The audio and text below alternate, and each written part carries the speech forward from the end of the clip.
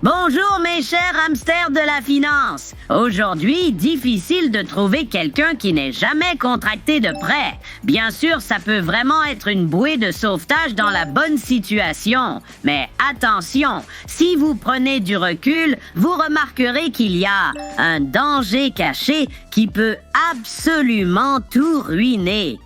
Regardez la vidéo suivante et voyez par vous-même, écoutez attentivement.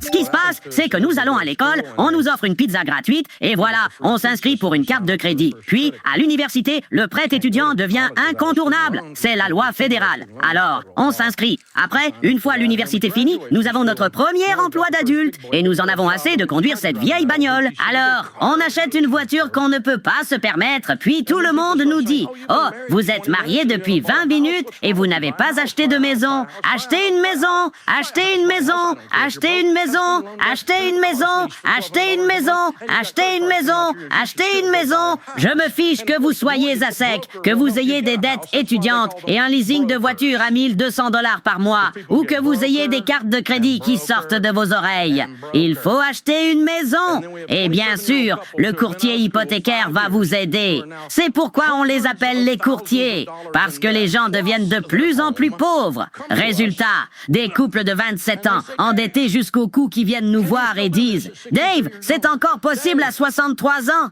Dave, pouvez-vous me sortir de là ?» On répond « Oui, mais ça va faire mal. On va devoir vendre le Tao et peut-être faire une Tesla-ectomie.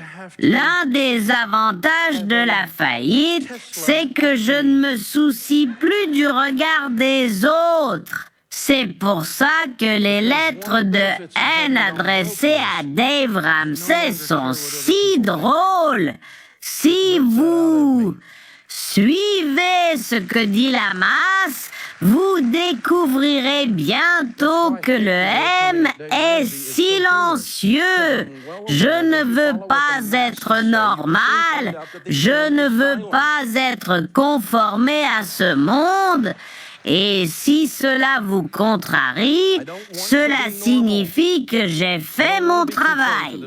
Parce que c'est pour cela que Dieu m'a mis sur la planète. Pour énerver les gens comme ça. C'est pour ça que je suis ici. Alors peut-être qu'ils regarderont au moins leur boussole et verront où se trouve vraiment le Nord. Parce que Sharon et moi avons pris une décision. Nous ne vivons pas comme ça.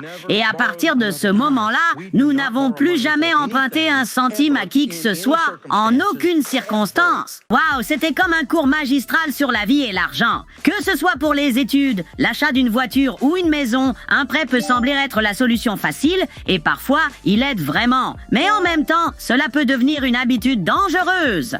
Celle qui piège les gens dans un cycle de dette interminable. Bien sûr, chacun doit décider par lui-même si cela en vaut la peine ou non.